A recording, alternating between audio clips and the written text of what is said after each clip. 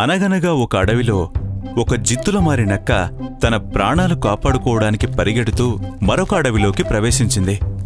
అయ్యో భగవంతుడా, ఈ రోజంటే తప్పించుకున్నాను, కానీ ఆ అడవిలోనే ఉండుంటే నన్ను చంపేసి ఉండేవాళ్లు.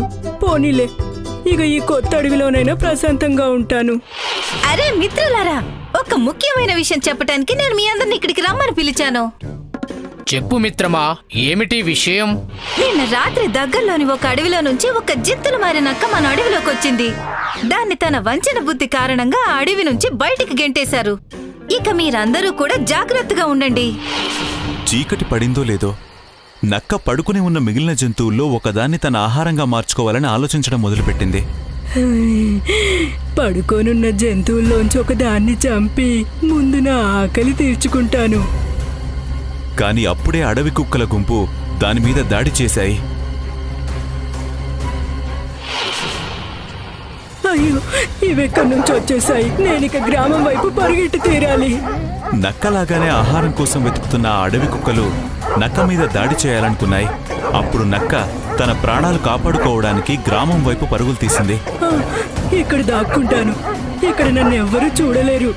అరే అరే, ఇదేంటి? పోనీలే, కనీసం నన్ను ఇక్కడ ఎవ్వరూ చూడలేరు కదా. అయ్యో, రంగు మారిపోయింది. మంచిదేలే, ఇప్పుడు నేను దీన్ని అదునుగా చేసుకుని మహారాజులాగా కాలం గడిపేయొచ్చు. అరే, ఇదేం కొత్త జంతువు వస్తుంది? అరే, ఇది చూడటానికి నక్కలా ఉంది, కానీ దీని రంగు వేరేలా ఎందుకుంది?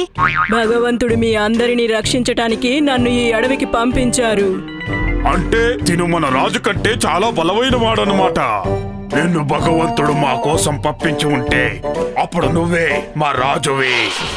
నక్క రాజయిందో లేదో దానికి అదృష్టం కలిసి వచ్చింది. అది చాలా హాయిగా నివసించేది, కడుపు నిండా తింటూ ఉండేది. ఒకరోజు అన్ని జంతువులు నక్క దగ్గర కూర్చొని మాట్లాడుతున్నాయి. అప్పుడే అడవిలోని మిగిలిన నక్కల అరుపు వినిపించింది. నక్క వేరే నక్క అరుపులు విని తనని తాను ఆపుకోలేకపోయింది. అది కూడా అలానే అరవడం మొదలుపెట్టింది. అయితే నువ్వు నీ మోసాలతో మమ్మల్ని కూడా వెర్రివాళ్ళం చేశావా? నీకు ఇందుకు తగిన శిక్ష పడి తీరుతుంది. మిగిలిన జంతువులన్నీ రాజు ఆజ్ఞ ప్రకారం దానిమీద విరుచుకుపడ్డాయి. అందుకే అంటుంటారు, మన నిజస్వరూపాన్ని ఎప్పుడూ దాచకూడదు అని.